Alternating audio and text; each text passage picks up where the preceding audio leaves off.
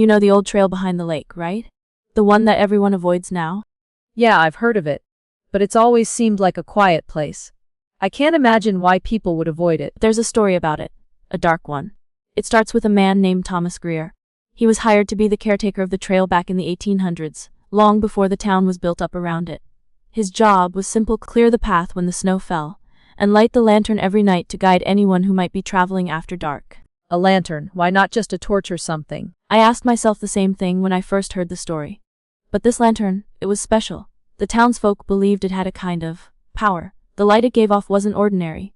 It could guide the lost, keep away the dark things that roamed the woods at night. That's what they said, anyway. That's unusual. I've never heard of anything like it. People in the town thought the same. They dismissed it as superstition, but the caretaker, Thomas Greer, took his job very seriously. He lived alone in a small cabin at the end of the trail. The lantern's light would shine every evening at dusk, guiding travelers who might crossing the woods. But, as is often the case, things started to change. What happened? A terrible storm hit. Snow came down in thick, swirling sheets, blocking all the roads and paths. People huddled inside their homes, waiting for it to pass. But not everyone stayed inside. A group of travelers, 5 of them, found themselves lost in the woods. They had been crossing the trail, trying to make it to the town on the other side before nightfall. But the storm had caught them off guard. They must have been terrified. They were. The wind howled so loudly that they couldn't hear themselves think. But they saw the glow of the lantern in the distance, cutting through the storm. The light flickered in the darkness like a beacon. So they followed it. That's a bad idea, right? Following a light in a storm. Exactly. But in their panic, they thought the lantern would lead them to safety. They didn't know better. They thought the caretaker, Thomas Greer, was just lighting the way. But the light they followed wasn't what it seemed. What do you mean? They never made it to the cabin. The lantern kept getting farther away, deeper into the forest.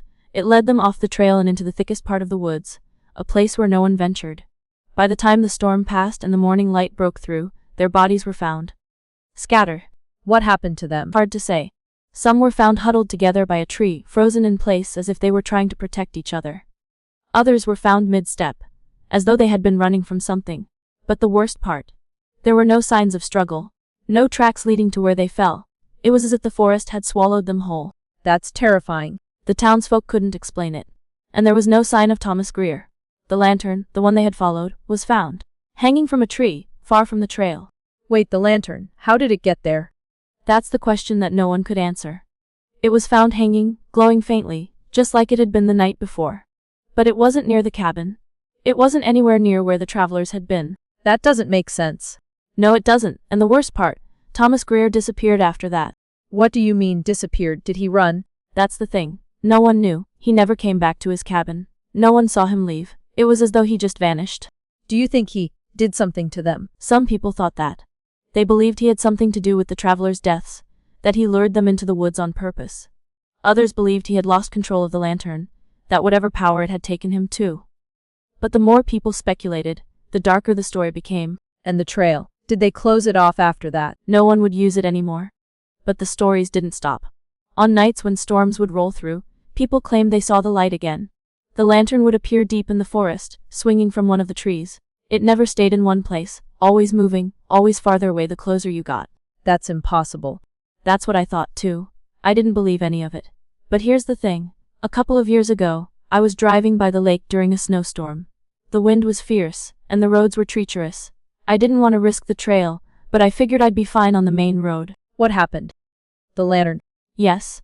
It was hanging from a tree on the edge of the trail, glowing faintly in the storm. I thought I was seeing things. But when I looked closer, I could see it swaying in the wind, just like the stories said. That's insane. I thought so too. But when I looked in the rearview mirror, it was closer. The lantern, it was moving. What did you do? I didn't stop. I just kept driving. But it followed me. Every time I glanced back, it was closer. And then? I don't know. I left the road as quickly as I could. But I haven't been able to shake the feeling that it's still out there. Still watching. Do you think it's the same lantern? I don't know. But I know one thing for sure. The lantern's not just a story anymore. It's real. And whatever it's guiding, whatever it's leading, it's not something I ever want to follow. Thanks for watching. If you love chilling horror stories, subscribe for regular uploads. Like the video, share it with fellow horror fans, and let us know your thoughts in the comments. Stay safe, and stay in the light.